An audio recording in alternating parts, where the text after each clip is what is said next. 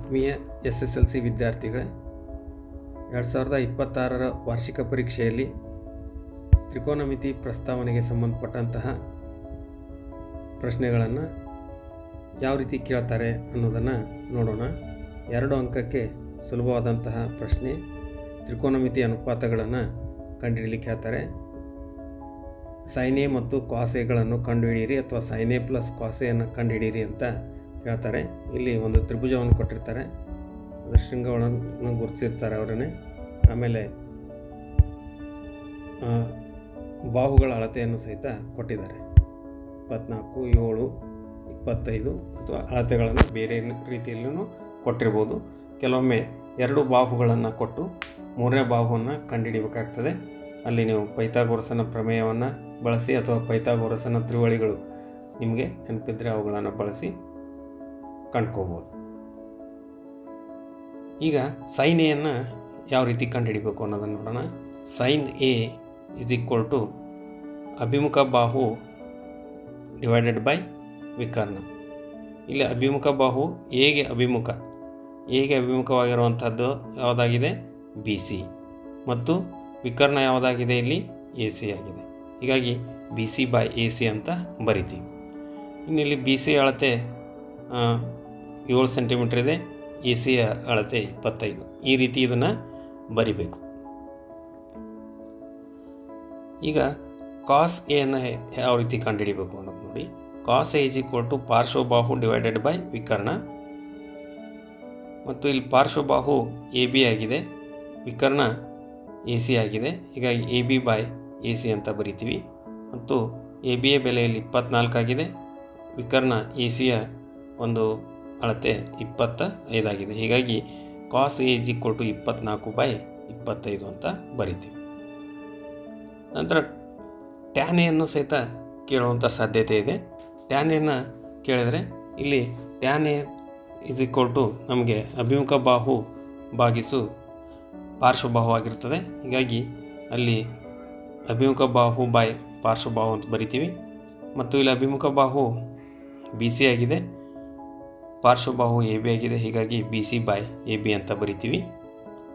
ನಂತರ ಇಲ್ಲಿ BC ಬೆಲೆ 7 ಆಗಿದೆ, AB ಅಳತೆ 24. ಹೀಗಾಗಿ 7 ಬೈ 24 ಅಂತ ಬರಿತೀವಿ. ಇದು 2 ಅಂಕಕ್ಕೆ ಕೇಳುವಂತಹ ಸಾಧ್ಯತೆ ಇದೆ. ಇದರಲ್ಲಿ ಸ್ವಲ್ಪ ಬದಲಾವಣೆ ಮಾಡಿ ಈ ಪ್ರಶ್ನೆಯನ್ನು ಕೇಳ್ತಾರೆ. ಇನ್ನು 3 ಅಂಕಕ್ಕೆ ಯಾವ ರೀತಿ ಪ್ರಶ್ನೆ ಬರ್ತದೆ ಅನ್ನೋದನ್ನು ಒಂದೊಂದಾಗಿ ನೋಡ್ತಾ ಹೋಗೋಣ. ಇಲ್ಲಿ ಒಂದು ಪ್ರಶ್ನೆ ಹೀಗೆ ಕೇಳಿದಾನೆ, ಸಾಧಿಸಿ ಅಂತ ಕೇಳ್ತಾನೆ. 1 plus sine A divided by cos A minus cos A by 1 plus sine A is equal to 2 tan A ಎಂದು ಸಾಧಿಸಿ ಅಂತ ಕೇಳ್ತಾನೆ. ಈ ರೀತಿ ಕೇಳಿದಾಗ ಮೊದಲಿಗೆ ನಾವು LHS ಅನ್ನು ಬರಿಬೇಕು. LHS 1 plus sine A divided by cos A minus cos A divided by 1 plus sine A ಅಂತ ಬರಿತೀವಿ. ಈಗ ಇಲ್ಲಿ ಭಿನ್ನ ರಾಶಿಗಳ ವ್ಯವಕಲನ ಯಾವ ರೀತಿ ಮಾಡ್ತೀವಿ ಹಾಗೇ ಮಾಡಬೇಕು. ಛೇದಗಳನ್ನು ಎರಡನ್ನೂ ಗುಣಿಸಿ ಛೇದದಲ್ಲಿಟ್ಟು ಓರೆ ಗುಣಾಕಾರ ಮಾಡಿ ಅವುಗಳನ್ನು ಅಂಶದಲ್ಲಿ ಇಡಬೇಕಾಗ್ತದೆ.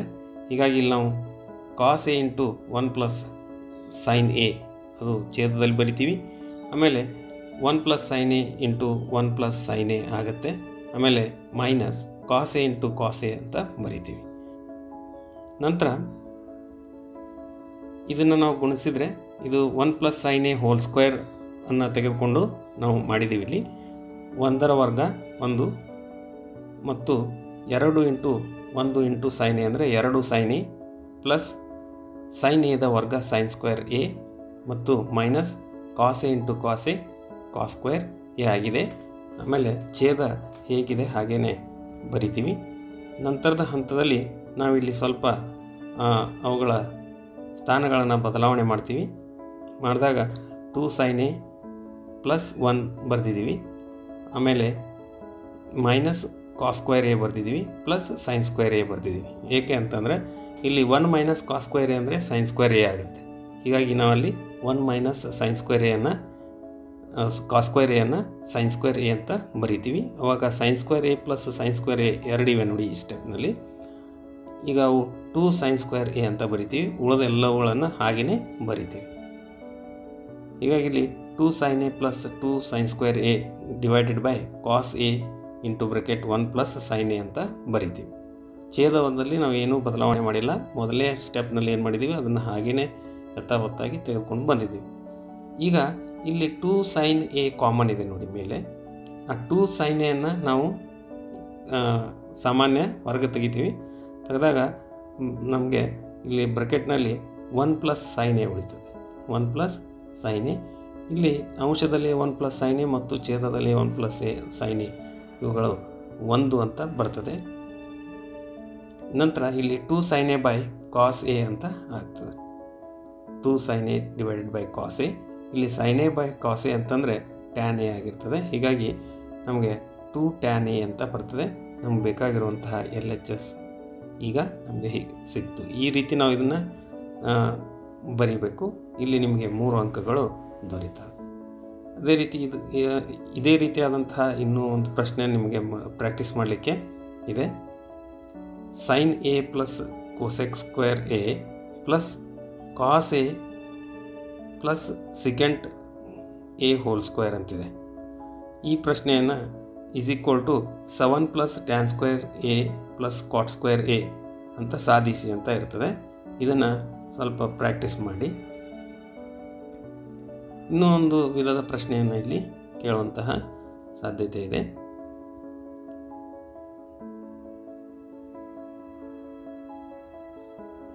ವಿಶಾಲ್ ಅನ್ನುವಂಥ ವಿದ್ಯಾರ್ಥಿ ಇದನ್ನು ಇವತ್ತು ಕೇಳಿದ್ದ.